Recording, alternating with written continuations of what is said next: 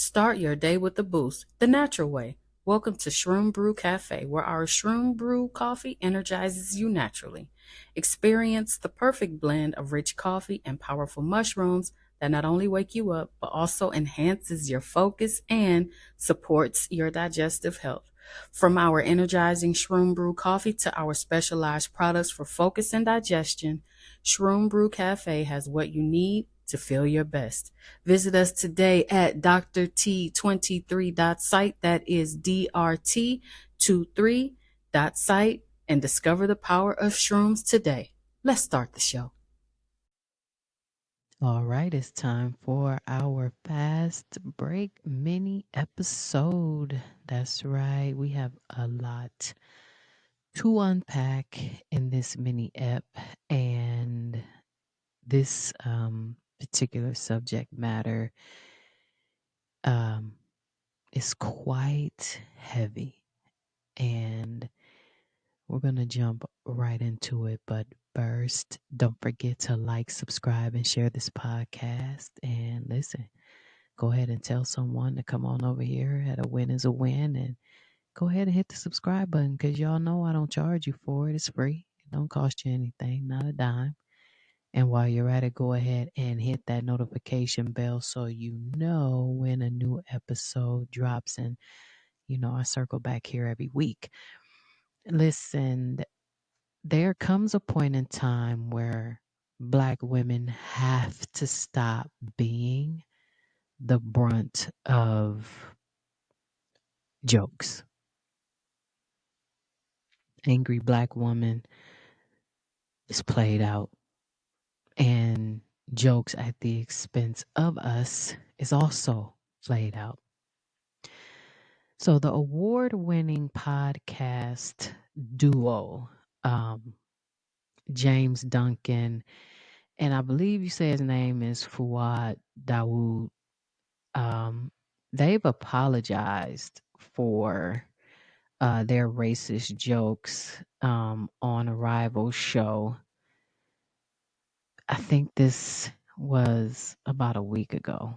Um, Now, James and Fuad, better known as Shits and Gigs, appeared last month on comedian Andrew Shulz Flagrant podcast, and you've seen him plenty of times on there with Charlemagne.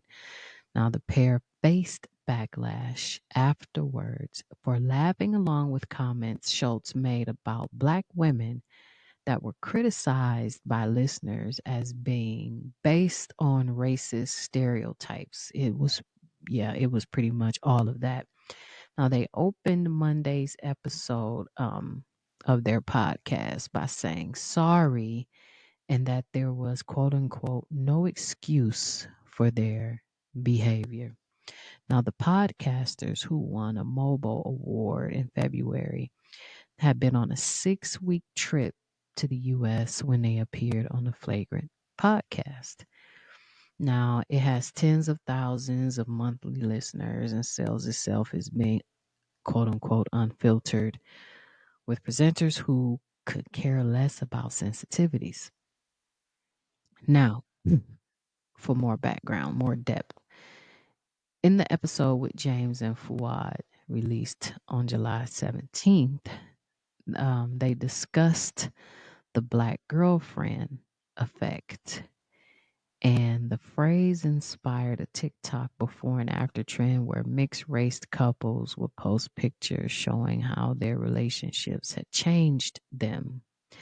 Now, in the podcast, Fuad starts by saying, Black women glow up the other culture and basically make their partners more stylish. Now, let me say this.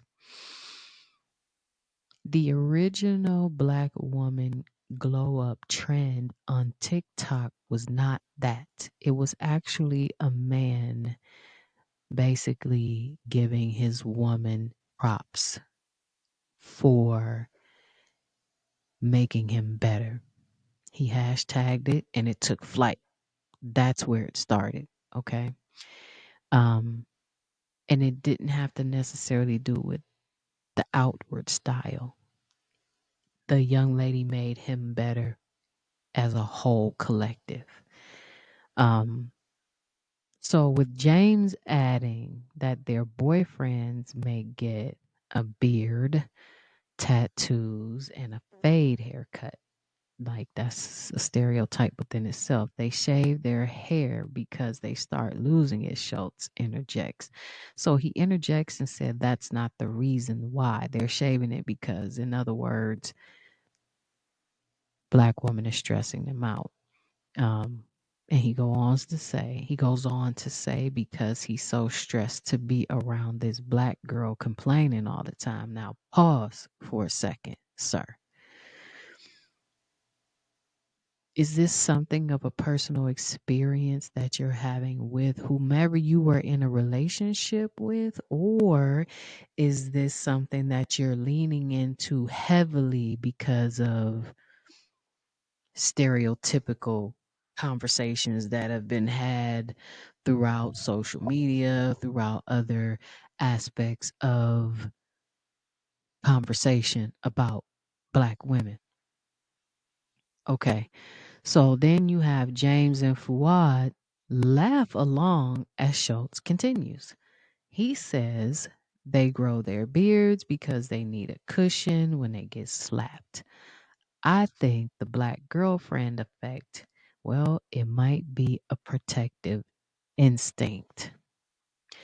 Now, there was backlash online with fans saying that the jokes played into the angry black woman trope of an overly emotional and aggressive personality. And we all know how that works, okay? You can't raise your voice and be a black one. Oh, she's angry. Here we go. Now, addressing the online reaction on Monday's podcast, James says Andrew was making a joke, frankly, a racist joke, and we were laughing at it. There's literally no excuse. Now, James says he's expected to be the person who would stand up, kick those cameras down, and smack Homeboy in the face. But here's his deeper reasoning. But when you're in there, you're in shock, he says, likening it to fight or flight. Now, hold on a second. Let's rewind this back a little bit here. You have the number one podcast because people come on there and they have no nonsense, no filter to say whatever. They're not sensitive to subject matter. So if this is how your podcast is set up, then I'm confused as to why all of those things wouldn't come into play when you knew that this was scathingly disrespectful, disguised as a joke, right? So at some point, you didn't even stand up for your own platform. Okay, I'm just wanted to see if I'm trying to put this in a different perspective because it just doesn't sound uh as accurate as he's trying to make it seem. He goes on to say it's not even about pity laughs or anything. Fuad asks, we just wanted to get out of that situation. James acknowledged their reaction really, really hurt people that look to us for support and look to us to feel protected. We're sorry. For me, it's one of them ones where you don't realize that when you're a part of a community, you don't realize you can hurt your own community, he says. Hmm. We don't condone, we don't appease that type of behavior. We don't rate it and we don't want it. You guys, you can't think that that we sat in that room rating what was going on. Now, here's what I have to say. You you definitely were rating it, and here's why. Because you had an opinion about it. You read the room, you felt the room out, and you felt like the uncomfortable jokes coming out of this white man's mouth about the the community to which you belong to which you stand up for, which you just said, you should be the one kicking the door down saying, hey, sir, we don't talk like this here on this platform. You didn't do it. So I don't then think that your point of not rating it sticks. It doesn't stick. You threw it at the wall and it didn't stick. In my opinion, that's how I feel about that. But here's the truth, okay? The truth is the disrespect towards Black women is a systematic issue, deeply ingrained in our media, our culture, and our everyday lives. Now, the kinds of jokes we heard on that podcast are reflective of a larger pattern of misogynoir, the intersection of racism and sexism that specifically targets Black women. And this goes beyond just comedians. It's in the beauty industry when we're told our natural features are unprofessional. It's in the workplace when our assertiveness is labeled as aggressive. It's in the media where Black women are often depicted as loud, angry, and difficult. Now, let's be clear here. Let's be real clear. This type of public disrespect isn't happening in a vacuum.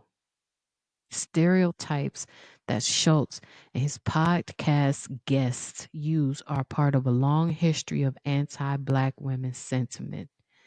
Think about how we've been portrayed in the media, whether as the angry Black woman, the over sexualized Jezebel, or the mammy figure expected to take care of everyone but herself. These images have existed for centuries and they continue to be harmful even today. When jokes like the ones on the podcast are made, it's not about hurt feelings. Hell no. It's about reinforcing a legacy of mistreatment and dehumanization that Black women have been fighting against for generations. These words have power and they have real world consequences. So, what needs to change? What needs to happen? First, accountability. We need to hold people with platforms accountable for the way they talk about Black women. Whether it's comedians, podcasters, or media figures, there needs to be an understanding that jokes at our expense aren't funny, they're harmful. Now, if you think about anti Semitic jokes, you clear it, canceled, cleared. It is sensitive. You don't do it. Asian hate. You don't do it. Homosexual, LBGTQ plus hate. You don't do it. But when it comes to Black women, when it comes to what we mean, how we feel, it's like a poem that I wrote. Black women are often set out like samples in a grocery store, set out to be picked over but never fully paid for. While the excuse me, while comedy often pushes boundaries, there's a difference between clever satire and lazy stereotypes. We also need to see more people, especially men, speaking up when they see this kind of disrespect. It's not enough to be silent allies. We need vocal allies. Black women have been standing up for ourselves for a long time, but we shouldn't have to do it alone. We need more people like a Lakeith Stanfield or Ryan Clark, who are men who aren't afraid to risk their own reputations to defend us, to challenge their peers, and to demand better. Lastly, we need to continue uplifting positive representations of Black women in the media. The more we see Black women in positions of power, intelligence, beauty, and complexity, the harder it is and the harder it becomes for these stereotypes to thrive.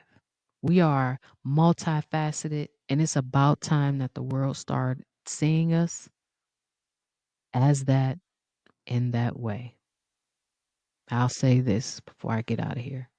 This isn't just about one podcast or one comedian.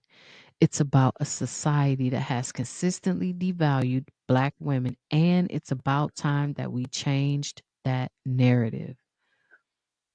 Lakeith Stanfield's defense was a step in the right direction, but there's so much more work that needs to be done. To anybody who listens to my podcast, especially my Black women listeners, know that your worth isn't defined by anyone's words and your strength is undeniable. And to everyone else, let's make sure we're doing the work to protect and uplift Black women because, as we've seen time and time again, when Black women win, we all win. And speaking of a win, that does it for this week's mini episode. And don't forget, as always, keep pushing for those wins, no matter how big or no matter how small.